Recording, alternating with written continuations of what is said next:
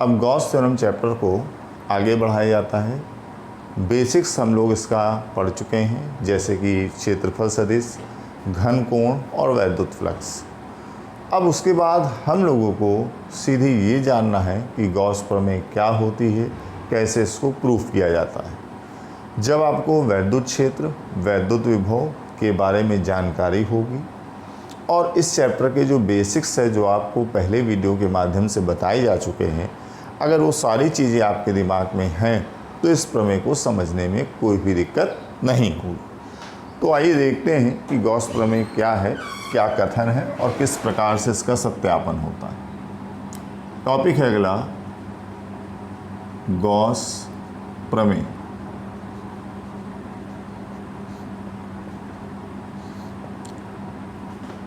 Flux को phi से दिखाते हैं। Phi is equal to sigma q into में 1/ε0 के। पहले कथन को हम थोड़ा सा टुकड़ों में बताते हैं, फिर उसके बाद एक बंधी हुई लैंग्वेज में बताया जाएगा। क्यू आवेश होता है, सब लोग इस बात को जानते हैं। सिग्मा क्यू का मतलब होता है कुल आवेश। यहाँ पर सिग्मा क्यू का मतलब कुल आवेश, आवेशों का योग, इंटू में 1/ε0 के है। फ्लक्स कुल आवेश का, सिग्मा क्यू का मतलब कुल आवेश का 1/ε0 के गुना होता है। मतलब ये इन शॉर्ट में गॉस को हम इस तरह से डिस्क्राइब कर सकते हैं कि फ्लक्स कुल आवेश सिग्मा क्यू का 1/ε0 के गुना होता है। अब हम इसको एक बार पूरा जो इसका स्टेटमेंट है विधिवत, उसको हम बोलते हैं। सुनने का, समझने का प्रयास करिएगा, एक्सप्लेन भी करी जाएगी उस चीज़ को। है क्या गॉस प्रमेय का कथन? वैद्युत क्षेत्र में खींचे गए किसी स्वेच्छ ग्रहीत काल्पनिक बंद पृष्ठ से अभिलंबवत बाहर की ओर निकलने वाला कुल वैद्युत फ्लक्स फाई उस बंद पृष्ठ के द्वारा घिरे हुए कुल आवेश माने सिग्मा क्यू का 1/ε0 के गुना होता है। फिर सुनेगा, वैद्युत क्षेत्र में खींचे गए किसी स्वेच्छ ग्रहीत माने अपनी इच्छा से खींचा गया, काल्पनिक कल्पना की गई है, बंद पृष्ठ से अभिलंबवत बाहर की ओर निकलने वाला कुल वैद्युत फ्लक्स फाई उस बंद पृष्ठ से घिरे कुल आवेश माने सिग्मा क्यू का 1/ε0 के गुना होता है। ये गॉस प्रमेय का कथन है।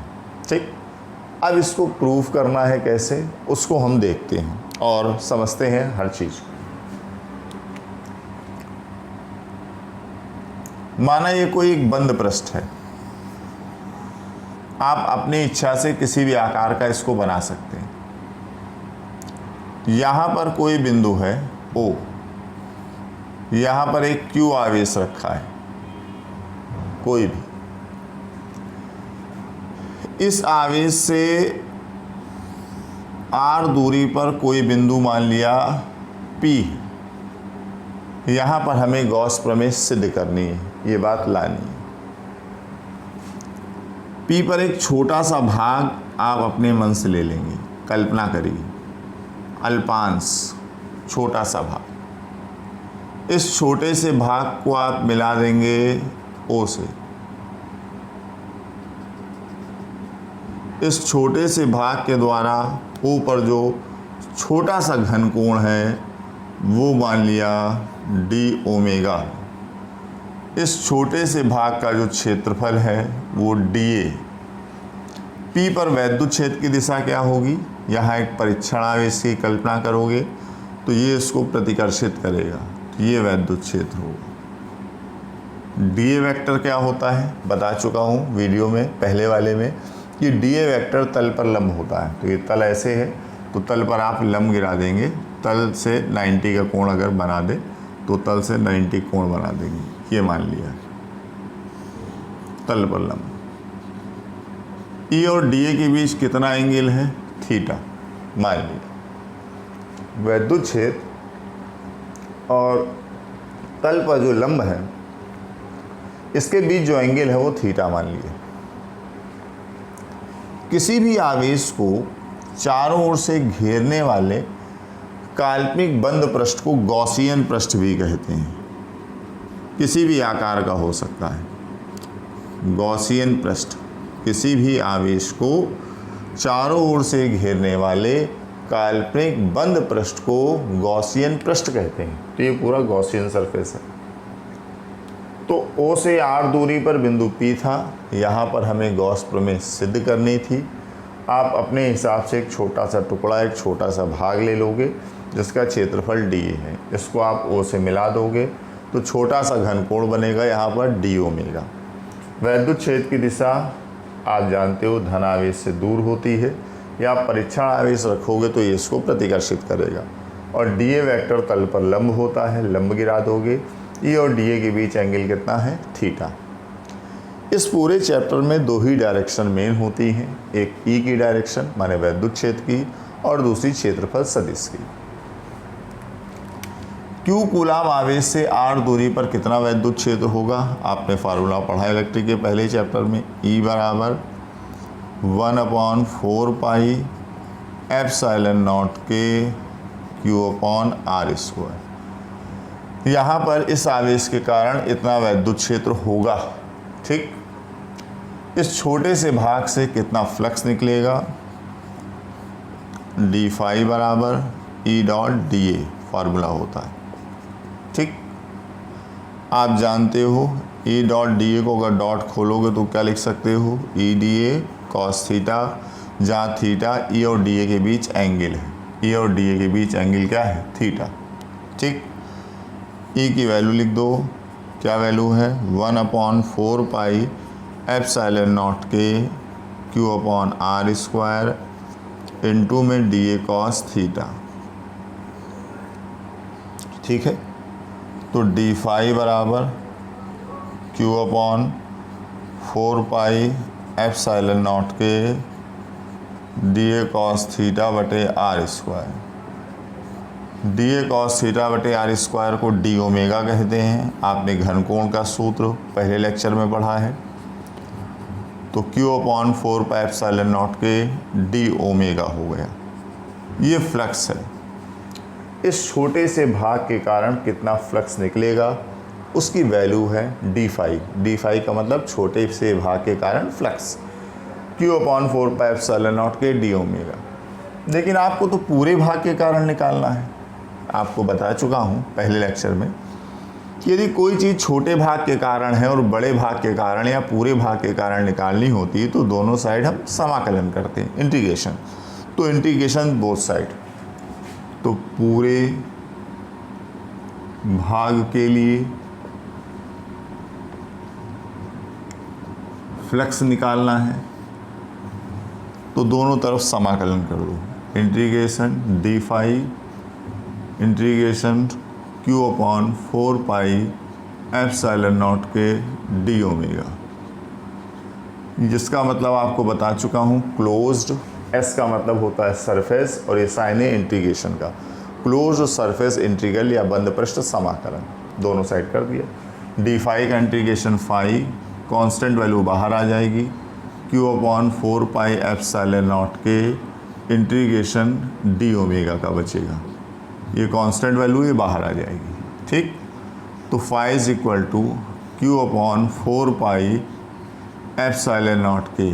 अब बात समझिएगा, d ओमेगा का मतलब ये छोटा सा एंगल, अल्पांश, सूक्ष्म घनकोण। इंटीग्रेशन d ओमेगा का मतलब पूरा घनकोण, पूरा ये हो जाएगा पूरे भाग के कारण। और अधिकतम घनकोण या हर संभव अधिकतम घनकोण, maximum value of solid angle is 4 pi. तो अधिकतम घनकोण आपको बता चुके हैं पहले लेक्चर में 4 पाई होता है। तो 4 पाई से 4 पाई कैंसिल कर दोगे। फाई इज इक्वल टू Q/एप्सिलॉन नॉट के। काफ़ी लोग यहीं तक गॉस प्रमेय करा के रोक देते हैं और कहते हैं सिद्ध हो गए। पूरी तरह से बात सही है भी नहीं और है भी, दोनों बातें कह सकते हो, क्योंकि अभी एक सिंगल आवेश के कारण हुआ है कि अगर इस बंद पृष्ठ के भीतर कोई अकेला आवेश है तो ये है। लेकिन यहाँ सिग्मा क्यू है। सिग्मा क्यू का मतलब होता है बहुत सारे आवेशों का, बहुत सारे चार्ज का समेशन। ये पॉजिटिव भी हो सकते हैं, ये नेगेटिव भी हो सकते हैं। तब के लिए क्या करेंगे, हमें चूँकि हर कंडीशन के लिए करना है ना, तो हम मान लेते हैं, हमारे पास तो एक जनरल फार्मूला आ गया, ठीक, फिर भी हम हर स्थिति के लिए इस प्रूविंग को करना चाहते हैं। तो माना हमने इस बंद पृष्ठ के भीतर बहुत सारे धन आवेश हैं, Q1, Q2, Q3, इस तरह से बहुत सारे ऋण हैं, -Q1 dash, -Q2 dash, -Q3 dash, इस तरह से। कोशिश करिएगा कि माइनस वालों को अलग मानना प्लस वाले से। अगर यहाँ Q1 है तो यहाँ Q1 डैश, क्योंकि अगर आप बिल्कुल सेम मान लेते हो तो कैंसिल हो जाएगा सब, 5 0 आ जाएगा। इसका मतलब ये भी समझ सकते हो कि अगर बंद पृष्ठ के भीतर जितने धन है अगर उतने ही ऋण आवेश होते तो फ्लक्स शून्य होता है, क्योंकि सब एक दूसरे को कैंसिल कर देंगे। इसलिए अभी हम यहाँ वैल्यू अलग अलग लेके चल रहे हैं, फिर आपको बताते हैं।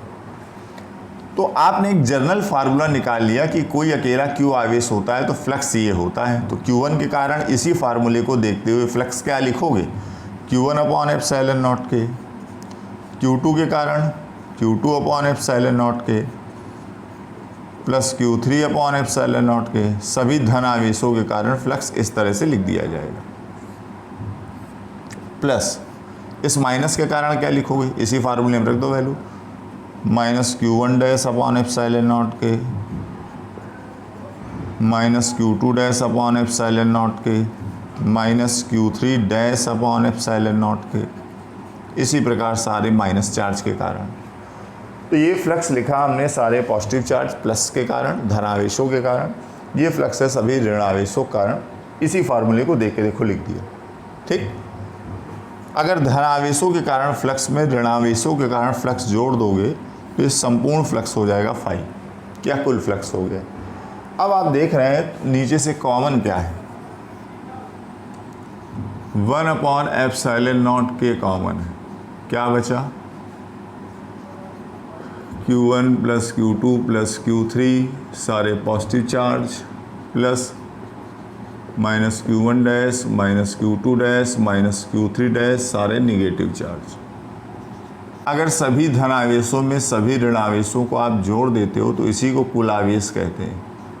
तो प्रूव होता है आपका कि फ्लक्स कुल आवेश सिग्मा क्यू का कितनी गुना होता है, 1/ε0K गुना होता है।